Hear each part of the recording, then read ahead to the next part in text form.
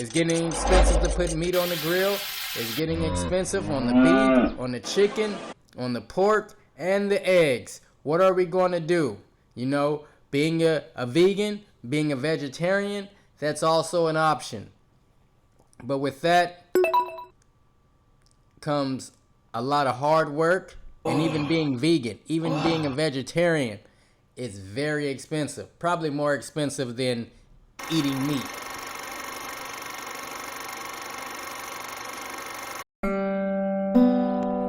As the world turns, you know, we're always facing ups and we're always facing downs. But usually we're facing trouble in the grocery stores. Every summer it seems like prices go up on gas, prices goes up on food, prices just goes up on the cost of living. Whether you're renting a home or you paying mortgage on a home, prices are going up left and right. And we have to keep our families fed. You might only have one job, or you might have multiple jobs to feed your family. To put food on the grill this summer, it's going to cost a lot. Where is they getting all this meat? They're mass producing meat. They're mass producing animals. Left and right. There's animals being slaughtered. There's animals pent up like they're in the penitentiary somewhere, you know, hung, you know, by their necks. You know, there's animals out there that we have to eat, so we can't consider it animal cruelty. Just like me and anyone else that's born in the United States, you are raised off meat, beef, poultry, fish, pork, you name it, you eat it. And no matter what happens to the cost or what happens to the prices, eating is a need. There's no way around it. What is the largest poultry farm in America that's producing all this meat, you might ask? Well, the largest poultry producer in the United States, as you may know, is Tyson Foods. With a market share of approximately 25%, there's also Pilgrim's Pride Corporation. It's the second largest. Tyson Foods sits at the top of the food chain when it comes to distributing meat across the United States. Tyson Foods is a $1.1 billion company. Tyson Foods is the biggest chicken producer in the United States. Tyson Foods, this business manufactures a variety of poultry products such as duck, turkey, and chicken. That's right. Poultry, duck, and chicken. Then you have other food manufacturing companies, food distributing companies like Pilgrim's Pride Corporation. You have Sanderson Farms. You have Purdue Farms. You have Foster Farms. And you have Koch Foods. Now, all of these are million-dollar companies. These companies, and some of these companies produce chicken on a global scale, on a global market. So these guys are making money hand over fist. Now, you might also ask yourself, how can they stay in business? Where do Tyson Foods actually get their meat?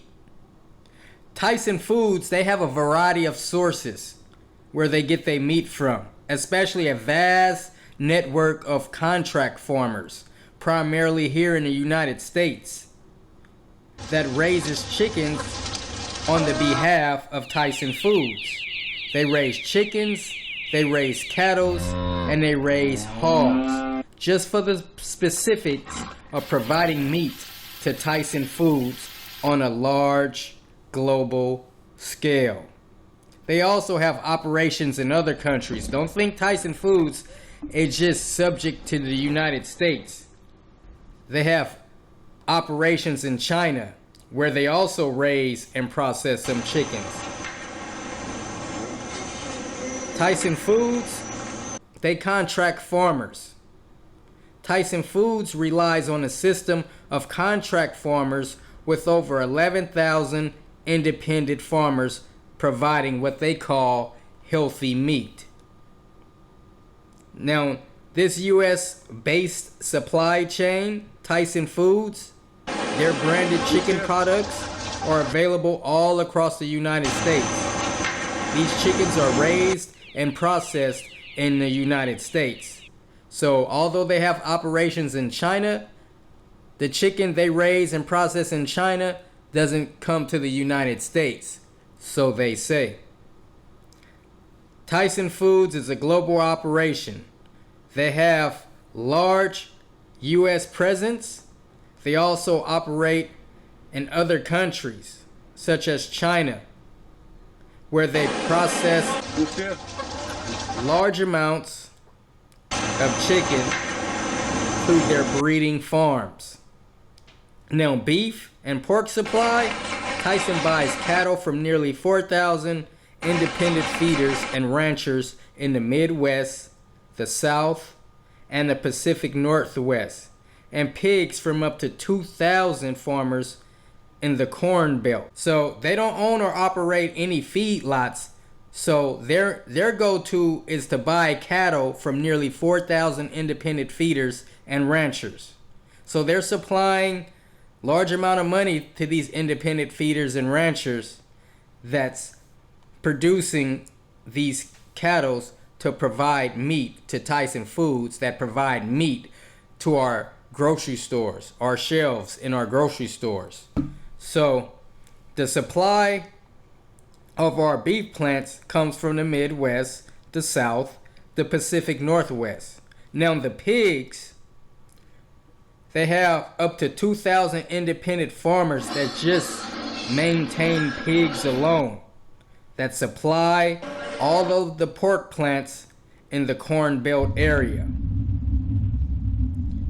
You probably didn't think Tyson use or utilize real meat. Well, they do. Now, this plant slaughters approximately 155,000 cattle, 461,000 pigs, and 45 million chickens every week. Their largest meat packing facility is their beef production plant in Dakota City, Nebraska. Other plants include feed mills, hatcheries, farms, and tanneries. Now, with all this meat being produced, how can meat prices go up in 2025? Well, they say about 2.9% of the meat prices are expected to rise this year alone, but they claim it's at below normal rate. Although it's going up, it's still at a low rate of 2.9%, according to the USDA. This is part of a broader forecast indicating that grocery prices will see a minimum increase this summer of just 0.7%, which is the smallest rise in approximately 7 years. Now, factors such as lower feed prices and cattle numbers are influencing these projections. Why is beef soaring? Prices are always going up in the summer. Holidays approaching. Eggs are already expensive. If you've been to the grocery store, eggs are anywhere from $9 to $15 when it used to be $4 to $6. So eggs are expensive these days, and now is beef. Beef prices have been surging in recent years, but not as much as they did in the second half of 2024. Now, trends suggest that prices will continue to surge throughout 2025 and beyond. Now, according to the Bureau of Labor Statistics, in January, Sirloin steak prices alone average $11.97 per pound compared to $8.35 in 2019. Now, I love to see my meat at a single digit versus double digits, but sometimes we just got to slow down what we eat and start eating a little bit more healthy. Now, the average price for ground beef stood at $5.55 per pound. So ground beef usually is the cheapest out of all the beef categories, but $5.55 is a lot. So $5.55 per pound now compared to $3.80 in 2019. But overall, they say the cost of beef and veal is not that much. Now, beef prices are surging because the cattle inventory in the U.S. is low. In fact, it is the smallest cattle head count in 64 years, according to beef industry publications. In January, the United States cattle inventory stood at 86.7 million heads, with all cows and heifers that have calved, totaling 37.2 million. Now, according to the U.S. Department of Agriculture, while the number of milk cows have seen a slight increase, reaching 9.35 million, the number of beef cows in the country has dropped to 27.9 million, a decrease of 1%. That's definitely a whole lot of meat being produced and processed. Now you wonder, how can farmers keep up with the demand, keep up with the supply? Well, according to Tyson Foods website, they're looking for prospective farmers. Tyson Foods has been working with poultry farmers on a contract base since the late 1940s, and it's been in a relationship with these farmers and working well with these farmers and the company which the farmers provide chicken for, which is Tyson Foods.